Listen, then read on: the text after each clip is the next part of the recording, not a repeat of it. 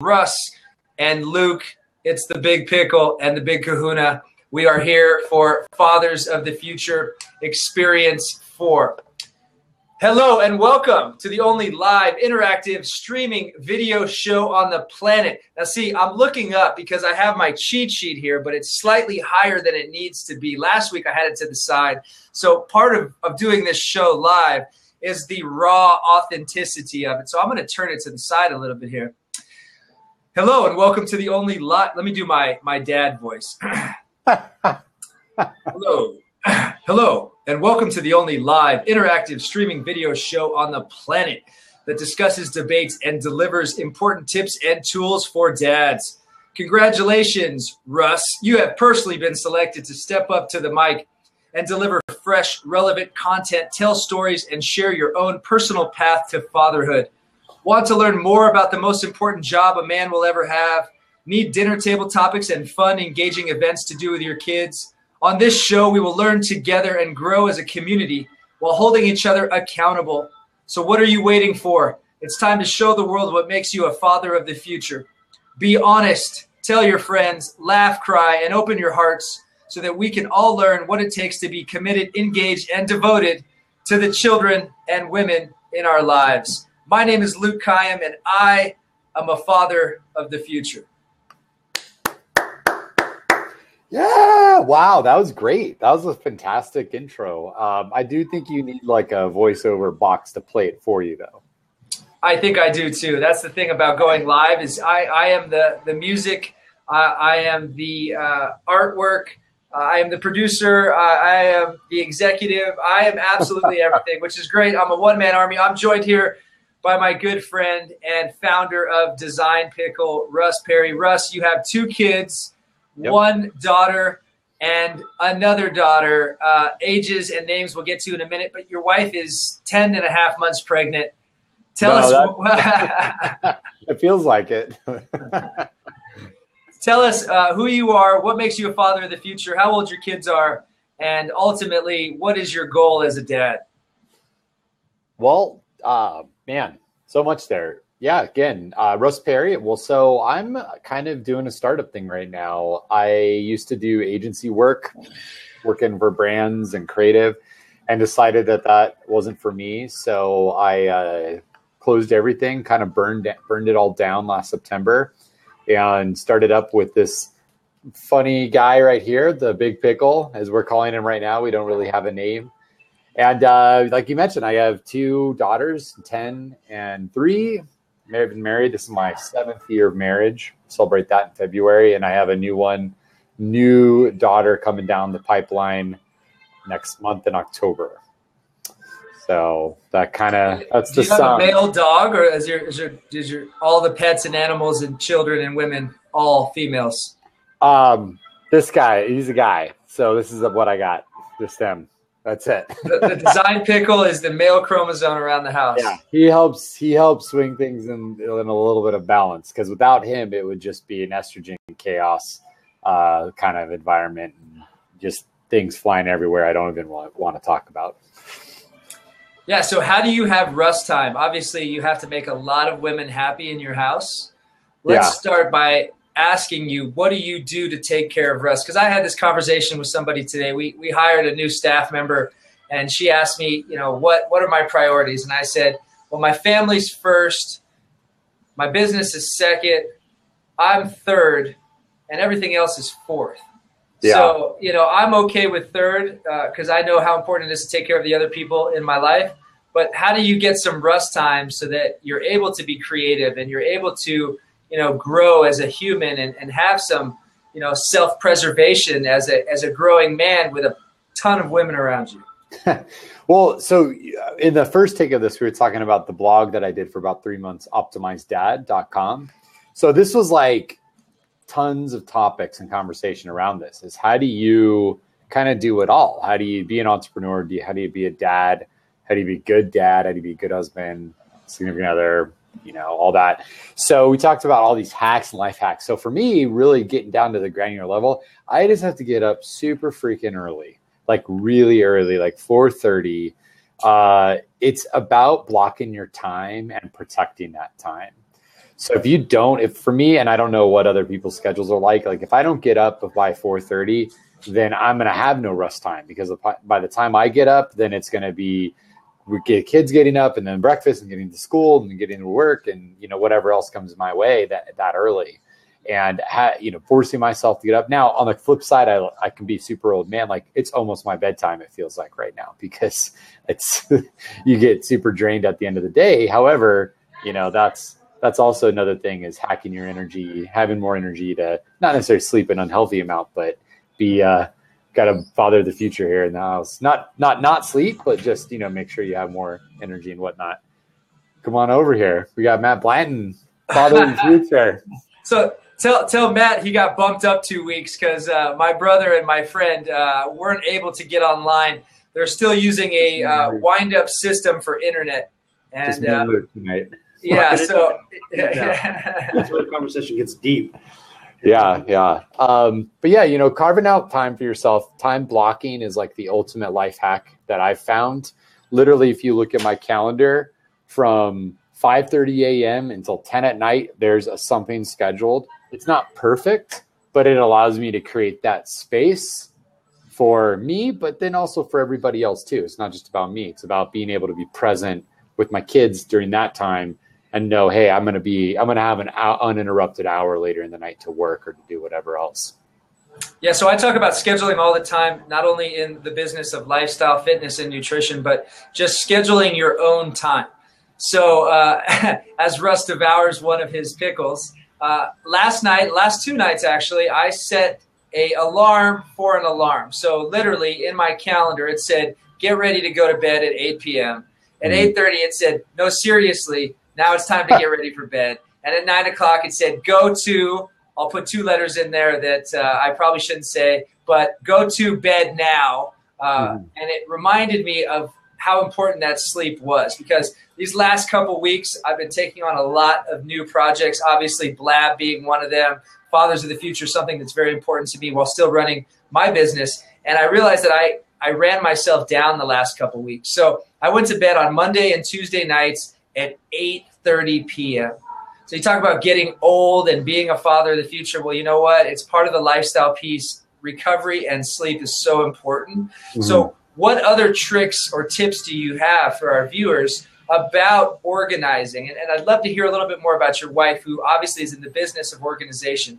But in terms of, managing your schedule, because it's so easy for us to fall outside of those lines. And if we don't have something scheduled, doing something that possibly isn't a priority, but we have that extra time or that extra hour to kill. Yeah. So you mentioned my wife, Mika Perry. She does Scottsdale NEAT method. They do physical space organizing, but it actually has carried over a lot. I am not an organized person when it comes to physical space. My office is not neat. It's, whatever. But what I learned, the number one thing is getting rid of stuff. Like, if you want an organized space, get rid of stuff. Everyone has too much crap. Everyone has too many things, too many commitments, too much. So like that physical analogy of getting rid of things is number one for our lives, is that if you don't have enough to do, you're doing too much stupid stuff. Whether it's your kids are too involved, they don't need to be entertained all minutes of the day. Whether you're too involved, you don't need to be on every board meeting, or you don't need to be worrying about every single email that comes in. Like, you need to reduce and create that space. And without that space, there's no way to be organized. It's impossible, because you'll just be overcommitted, and then you'll never be able to sort of perform at whatever level that it is. And I'll give a good example. This comment was not sponsored by SickFit. I used to work out in the morning all the time. I love going in the morning, get started for the day. But I found that usually the only really good time I had that wasn't going to get interrupted with my kids was in the morning. So I kind of ran into this conflict of go to the gym from 5:30, 6:30, whatever, and then basically run home, rush, get ready, send them to school, and miss that, or spend that time. And so what I was fearful was, like, I can't work out in the middle of the day. Like, that's the middle of the day. Like, I got to work, I got to do emails, I got meetings. I now work out in the middle of the day between 12 and 1, and that's either for like an hour or two. I plan nothing before and after. I do less now during the day with that workout and then everything around, because I don't schedule meetings after my workout. I smell like gas, so I just don't have meetings or whatever. And I feel like I get more done during those days than when I miss a workout and I have more time to do stuff. It's the weirdest phenomenon, but it's because I'm doing less. I'm planning my time really well. I'm creating that space. Yeah, I think that's really important for us busy bodies, especially with the kids. You know, right now we have just about 5 activities on a weekly basis between our kids alone. And I had dinner at a friend's this last weekend, and he was actually on the show a couple weeks ago, Mark Leach and his wife. Yeah. And his wife, Trisha, said, yeah, I pretty much am Uber around Scottsdale. And I drive in a circle from just about 8 a.m. till 6 p.m. Monday through Friday, right? Pick the kids up from school, take them to their next event, come back, take them home, pick up. And before you know it, you are literally driving yourself into a hole. So let me ask you this. I had my first daughter in college. So my oldest daughter's 10. I lovingly call her my oops baby. Maddox, if you ever watch this, I love you tremendously. You're the best mistake that ever happened to me. So I had this period of time where I was just single dad, doing my own thing. So I have something inside of me where I don't feel the need that I have to be I'm somehow a bad parent because I'm not cramming all the stuff into my kid's life, simply because of the fact I don't have full control of it. You know, like Maddox is doing her own thing half the time. We have 50-50 custody. So as a dad who has, traditional relationship and two kids in that, is there that pressure? Because Reese I'm starting to feel it a little bit with her being 3 and growing up, but even still, it's not so bad. But do you feel like that's expected of you? So with us, and those of you that know my story, I married my high school sweetheart. We're living that Cinderella story in the sense that we had a boy and a girl. We had the boy first. The girl's 18 months apart. Najla and I were both extremely active type A people. My background being in fitness and sports, her background being in marketing and PR. That when we had these kids, it was like, okay, now it's time for you to do all these little mini things that we always did or that we wanted to do. So for me, the sports side of things is important for both kids, right? But also the intellectual and academic side is also as equally important. And if I don't put my kid, if my son doesn't do chess and my daughter doesn't work with a tutor, then they're not going to have a leg up on the rest of the world. And that's how I look at it, right? Mm-hmm. I wasn't pushed very hard. I was able to quit things. And I talk about this all the time with my story. My kids are not allowed to quit anything they start. So before they start it, we have the sit down of, this is a commitment. It's 8 to 10 weeks. It's twice a week. It's an hour each time. You lay it out. You lay it out ahead of time. You talk about it. Everybody's on board with it. Mom does some pickups. Dad does some pickups. And we're all in on it as a team. My daughter, she's so amazing. She sat through more football and baseball practices in her 7 years than I probably have in my whole life. Yeah. So we try to make it fair and even for both of them, knowing my son plays 2 sports during the year and my daughter only plays 1. Mm-hmm. And if the roles were switched, it would be a lot harder for him to sit through a dance recital than it is for her to run out and play on the field with me during a football or a baseball practice. So I don't necessarily feel the pressure, but what we've done is we've definitely started something and there is no end in sight, right? We talked about this last week on the show. My son turns 9 in a little less than 4 weeks, 5 weeks. So he's halfway to manhood. He's halfway to college. He's halfway out of the house. It happened pretty quickly. Mm-hmm. Right now our kids still want to spend as much time with us as we do with them. So I enjoy those things. My mom would forget that I was at baseball practice. Yeah. I would get a ride home from my coach or my coach would pick me up. We're at every practice, mm-hmm. right? I may be doing some other things during that practice, but I'm watching, I'm engaged. First of all, not only is it important to me to see what they're doing, to see how they're improving, to see if I can't help coach them additionally on the side, but also to make sure they're not picking up any bad habits. Well, I don't know. I think life kind of is this cruel joke where we are always overcompensating for what our parents did, and then it just repeats itself. So, like, really what's going to happen is Camille's going to live her kids at practice is what you're currently training her to do. She'll be like, God damn, my parents are always there. They never leave me alone. And then go do what you want. It's true. It's the latchkey kid versus the dad who always worked.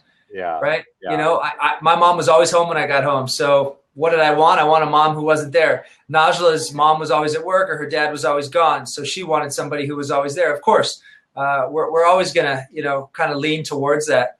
But for us, it's so important just to be involved in anything they want to do. You know, Camille was doing really great at softball and soccer. Mm-hmm. Why? Because we put her in softball and soccer. Mm-hmm. Well, now that she's older and she can make her own decisions, she's deciding that she wants to do dance and singing more than softball and soccer. Both equal commitments, but different. And we're not forcing them to do something they don't want to do. So we'll roll with it. The great part about where we are here in Scottsdale is that everything is within a 3-mile radius. The bubble. Yeah. If I have to drive to Desert Ridge, it's like, oh my gosh, that's an extra 3 exits. That's a weekend. That's a weekend trip. No complaints at all about picking up and dropping off. Yeah, it's something that I definitely enjoy doing. Yeah, I think about it a lot. I mean, I kind of had this, you know, quick start to parenthood and just sort of did what I could, made my best. And now that things are a little more organized, I'm older, more resources and whatnot, I can make those things. I mean, Maddox never did anything until 3 or 4 years ago formally, just because it just was too many pieces. Yeah, we probably could afford some things over others, but it just, I don't know. Maybe I didn't try hard enough. I'm not sure. But now we're starting to get her into things. But a lot of it is because, well, we're now settled here. We have more community here. We're now getting more involved with our other kids. But I do think about, like, man, did I mess something up? You know, like, that was 6 years, 7 years of basically after school programs, which is what we did, you know, because of having to make sure that we could work and she wasn't just hanging out by herself at home. Yeah. You know, with my kids, we obviously have a gym and a third place for them to go to. Yeah. So we've always let them be part of our work, and we've always let them hang out. Not everybody has that option. You know, guys who go to corporate have to drive an hour to work or spend a 9 to 5 in a high-rise building. They obviously can't take their kids to school. So what would you say? What would you say to those guys? Because we could sit here and talk about how sweet our entrepreneur lives are.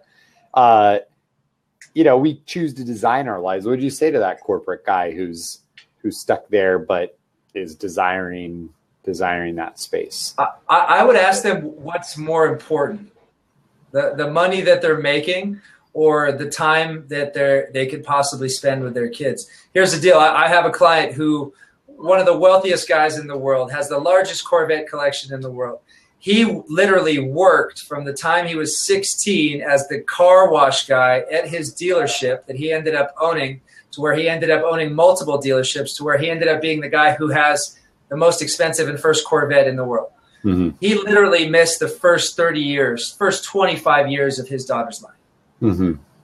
They still hold it against him, even though they're living in mansions and they're driving Corvettes and their kids are taken care of and their kids' kids will be taken care of. He missed that. I guarantee you, if you asked him face to face, would he give up everything he has right now to have that time back? He would take it. Yeah. So I look at my own life and I think I didn't have a father growing up. My mom was retired and she was, you know, practically a senior by the time I was in high school. I would not want to have the same thing for my kids that I went through, even though it was pretty chic. It was posh. I was raised by my grandma, my great aunt. We lived in Maui. We lived on Oahu. We lived in Palm Springs. So no major complaints coming out of that end, but the time spent. That time is the most valuable resource we have. And I would much rather be spending the time with my kids now as they're growing up as they want to be. Because I remember when I turned 13, I was out. Yeah. It didn't matter what was happening. At 13 years old, I grew up and I decided I wanted to go do my own thing. And I did that. And I look at it now, like my son's turning 9. I can still get him to hold my hand, you know, even for a minute. Those days are numbered. Yeah. Right? I haven't missed anything, and I wouldn't give up any amount of money. The way I look at it now is, look, as these kids are starting to get older in the next 3 to 5 years, I'll work more. I'll work even harder, and that'll be okay because of the time that they're spending with their friends and the time that I still want to spend time with them. But, you know, I had my first kid at 26, 27 years old. Yeah. So to think that I'll be just about 45 when they get ready to go off to high school, I still got a lot of good years left to work hard, to hustle, to be an entrepreneur. Right now, they take precedence over anything else in my life.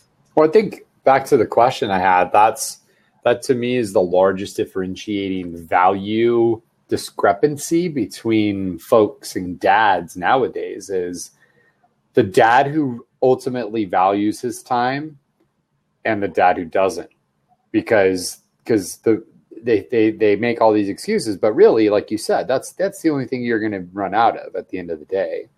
And for someone to say, well, I'm going to do this so that I can later on have more time, more wealth, more this, more that, or the other. One, I think they're not managing their time well, because there's definitely plenty of time in the day. So there's probably something else eating up a lot of their time that they need to be addressing. But two, it's like, that's never going to happen. You know, you're never, if you're not going to create your life now to maximize your time, things aren't getting any easier as you get older and kids get older and they go from 9 to 15 and, you know, not wanting to talk to you and all of that. And so it's like now or never, really. And it gets more expensive too, right? Yeah. So think about that. You know, I can write a handwritten letter to my daughter, and we're going to talk about that, about the homework assignment for next week. But I can write a handwritten letter and throw 3 stickers on it with a couple hearts, and that is golden. I can see it in her eyes how excited she is. If I write a handwritten letter to a 16-year-old girl, she's going to be like, what is this? Right? She's definitely not going to. You're a genius. You're going to do it when she's 16 and give it to her when she's 32, and it will be golden again. You just have this like dark period where it's not. I have not met a single adult, especially a father, who has said that the teenage years are great, but that they're golden. And I remember mine. I wasn't perfect. Mine lasted a good 10 years. So I'd say from about 13 to 23, 24, maybe even longer than that, where, you know, all I wanted to do was go out, hang out, party, stay out all night.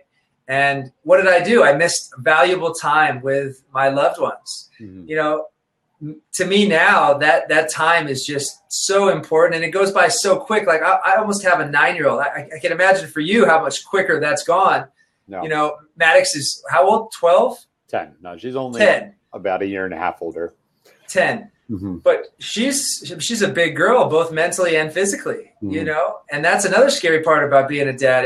I don't know how many guys out there have daughters, but I talked about this last week.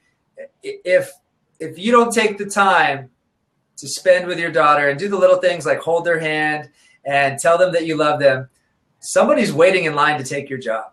Yeah. And you have to be, you are the first man in her life, and you always will be. So the way that you treat mom and the way that you treat your daughter is the way that your daughter is going to look to be treated later in life. And that resonates with me so strongly because I want my daughter to be treated right. Yeah. Speaking of which, I was just texting my wife, letting her know we had a little technical difficulties, and I will be home a little bit late.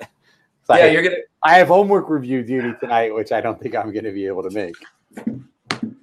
So last week we had a little bit of homework to do, and the homework was the challenge of the week was to collect as many activities outdoors possible. So last Sunday, I took both the kids up to Prescott or Prescott, depending on who you're talking to. And we went to Lynx Lake. We went fishing.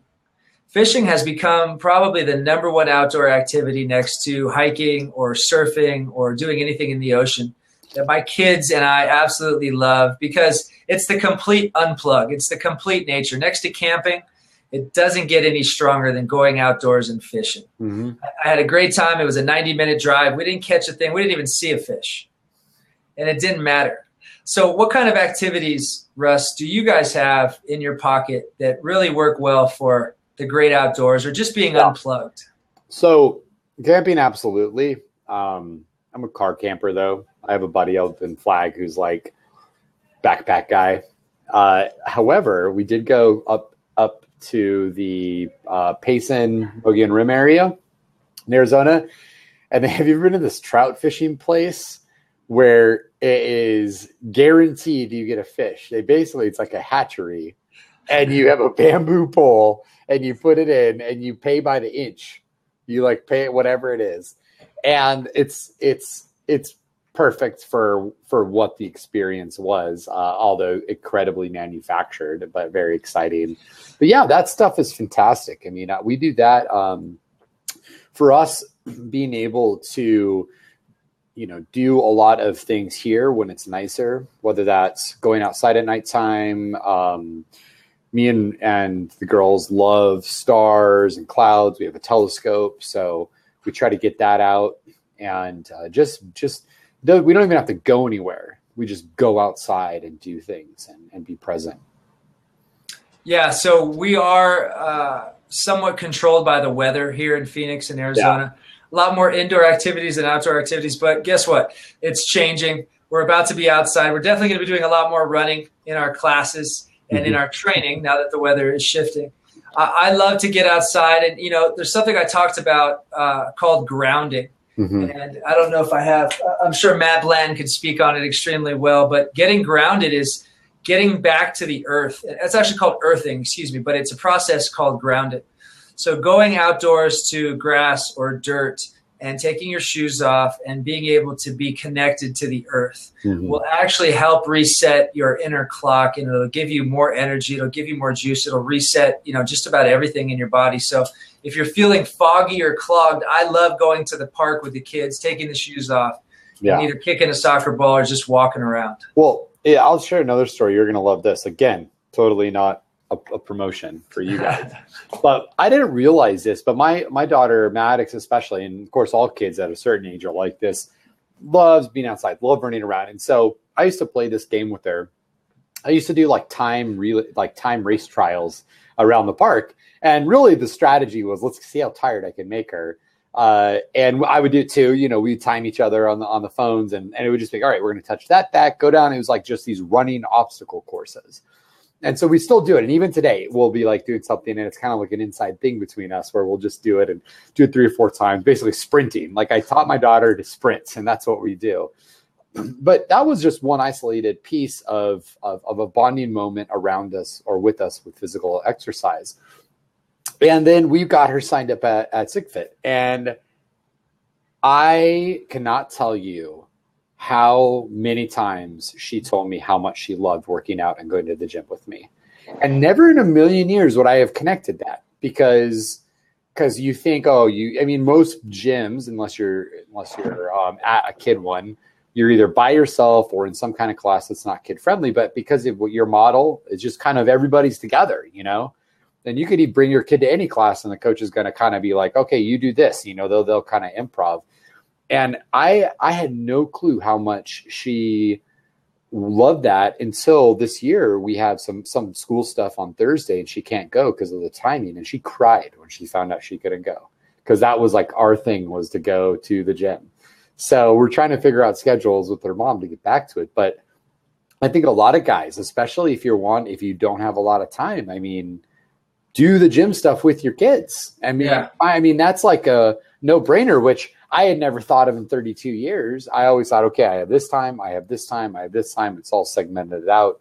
But and if your gym can't do that, well, then pick a different gym. There's 100 of them in a mile radius of you. That probably is fine for that. You just got to find one with the right culture. Or take it to the house. I'm really big on doing stuff at home, doing it in the living room.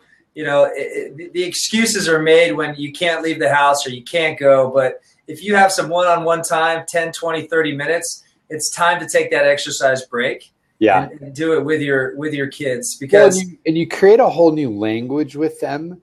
That's like your code. that you could talk about stuff. Like Maddox wanted burpees as a punishment one time. And I was like, gosh, I don't know if this is a good or a bad thing, but just the burpees and the code and the push-ups, and they're like, that is a language, and that's what kids like. They want that secret sort of connection that only you have, and our little traditions of how, when we go on a run, who runs first, who doesn't, how do we do it, all of that. Like that creates that moment and that connection. And it's so super simple, like you said. I mean, you don't even have to have the gym. You could do it around the block. So who has been a positive influence in your life? How did you become a father of the future? Wow. I think my guy friends as I became a father. I didn't really have a lot of masculine direction. I have lived around all females my whole life. I grew up with my mom and my sister. I mean, my dad got divorced from my mom when I was 2. I saw him still friends with him, but he wasn't a dad. And so it wasn't until I kind of evolved as a professional, met new friends up here in the Phoenix, Scottsdale area. Actually, my guy friends as they grew up and matured and got married. So it was really my peers and us kind of being in this crazy mix together. You saw, Matt getting pulled in. He's one of those guys. I mean, there's just this group that I've been able to put together.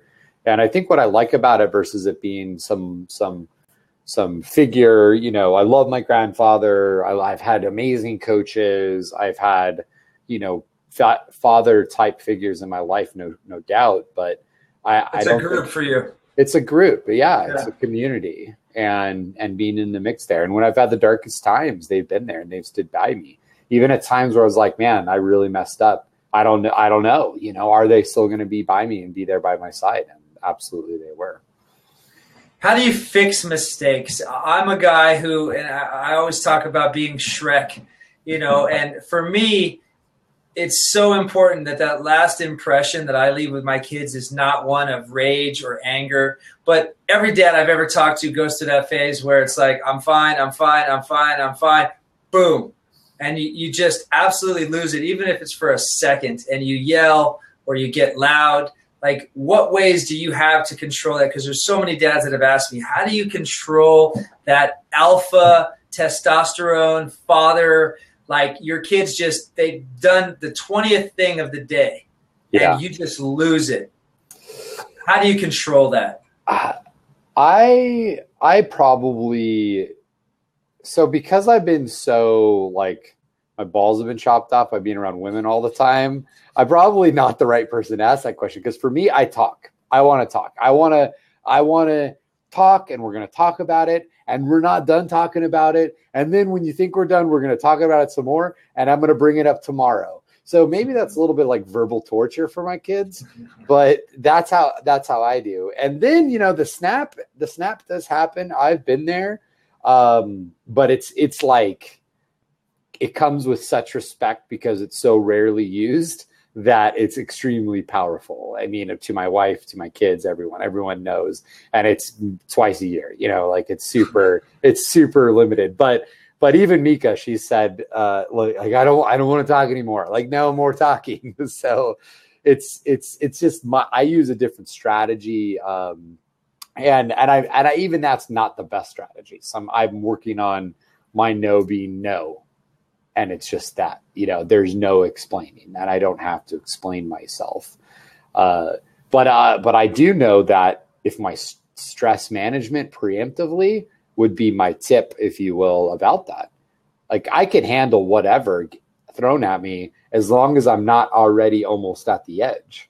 If you stack that on top, then whether I yell or cry or say nothing and just pull in or do whatever, neither of that's healthy. And because you can't live your life just like with no room in your bucket for anything. And probably a lot of guys, I know a lot of guys, myself included, there's no space. Again, back to space. That could be the theme of tonight. There's no space for them to handle anything. And so it could be whatever, and they freak out. Yeah, I think early on, I tended to raise my voice in order to be heard. Mm-hmm. And like, most of us that have, abruptly became dads or, just added water and all of a sudden became, the leader of this family of four, it's hard sometimes because, I believe in like keeping things as cool, calm, and collect as possible. But there are times where Mr. Shrek comes out and they listen. That's the worst part about it. If they didn't listen, then I'd be like, oh, it's pointless for me to yell. But if I raise my voice at this moment, I know that they're going to listen.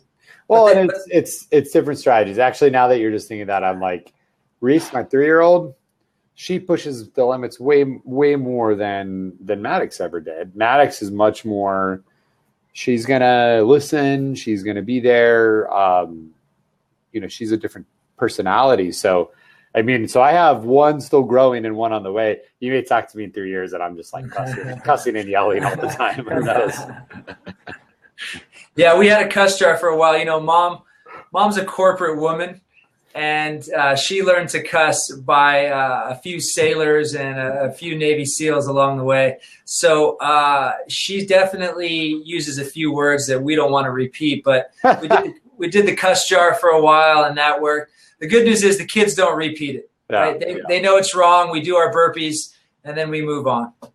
Yeah, burpees really solve a lot of problems. Motivational consequences, that's for sure. All right, so how do you express love? I'm the I love you guy. I'm a hugger. I kiss my kids every single time I leave them. Even this morning I took them to school, and I knew I was going to see them a few times today. So let me just tell you about my day. So about once a quarter, I go and have lunch with the kids. I take them to school. I pick them up. I teach a class, and in this case, I taught the entire second grade class and the entire third grade class a little bit about sick fit, fitness, nutrition, and lifestyle. Literally the whole class in one room. So I had to sign in and out of the main office 5 times today. That's how often I was on campus and I was in school. And literally every time that I left them, it was a hug and a kiss and an I love you. Yeah. Not everybody's like that. And I'm definitely not like that with other people. Like I was never that kid in high school that had the girlfriend that like would hold their hand and then he might even hug 3 or 4 girls. I was never like that. Yeah. Right? My hugs are for my wife and my kids. Yeah. How do you express your love to your kids? Actually fairly similar, but I like to be creative with them. I like to create. I like art. I like stories. I like playing. For me, when we play and we get active and rowdy, it's a game of pirates. It's a game of hide and go seek that lasts for an hour and a half. It's that type of engagement. In addition to what you said, acts of affection and whatnot. I think that's really important. I do know that there's just generations of guys out there who didn't ever have that. So especially from their dads, and I definitely did it. I did not. My dad said he loved me, and he was available when we would see him. But other than that, not so much. But I did know that what I found when I found myself connecting to them the most was when I kind of enter their world and I'm a part of it, and I let them sort of steer the ship, if you will. And for the 3-year-old, it's hilarious. For the 10-year-old, it gets better and better because there's a lot more rules, a lot more. She starts to get a little like, hey, you're going to do this, and then we're going to do this, and here's the rules, and we have a timer and all that. But it's a blast, and I'm the guy on the playground, playing on, trying to fit down a slide that just burned myself versus the guy who's sitting on the iPad or on the phone, checking his mail or whatever. Yeah, I think it's so important for guys like you and me who are so involved in media and social media and using our devices that we find time to completely unplug and put it away. Good friend of mine, Jason Hirsch, last week said that he was having a tough time with his daughter in the evening because she literally came over with a Post-it note and said, "You don't have time for me. You're always on your phone."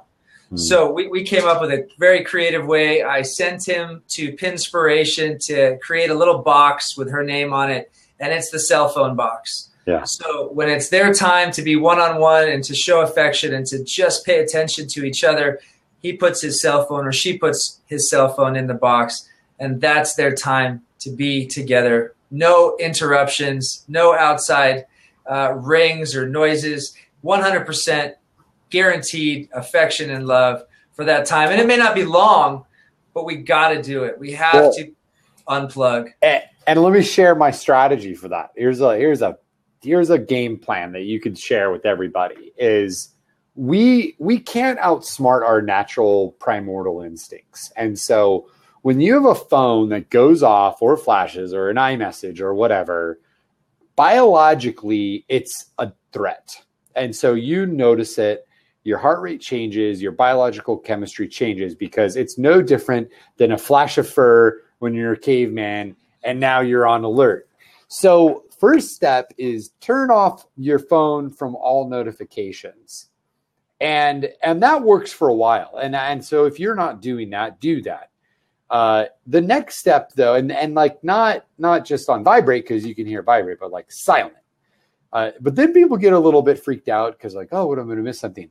Do it for 2 weeks. You're not going to miss anything. No matter when you pick it up, because no matter what you're going to do, you're not, I mean, unless you're on an 8-hour, play date with your kid, which great. That's an amazing husband thing to do. You're going to check it within the next hour or two, regardless.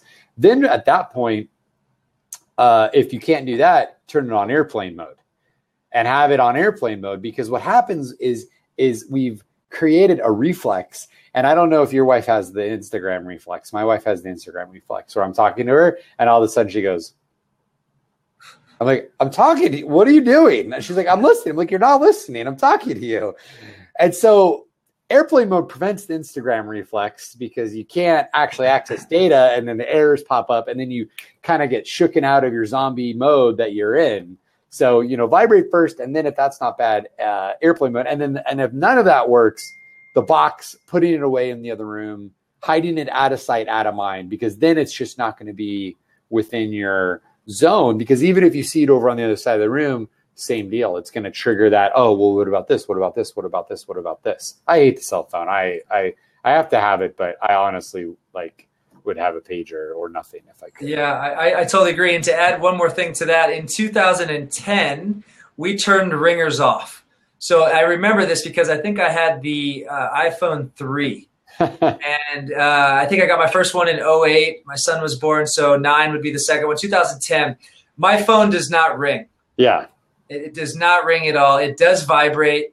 It does not ring, because it's so true. All these different notifications from the games, from the apps, from the social media, it messes with your stimulus. And it doesn't allow you to spend any bit of time in an important conversation, right? Like even right now, like I could easily look down at the phone and check on my two buddies who weren't technologically savvy enough to enter this chat room, but it would take me away from our conversation. And that's such an important thing, is to have that one-on-one time. It's focus, really, more than anything. So turn off the rings, unless you're a doctor and you have to have house calls. There's nothing that important. You're right. I will check my phone every hour periodically, but there's no need to, have it ringing at the end of the day or buzzing, especially when it's not that important.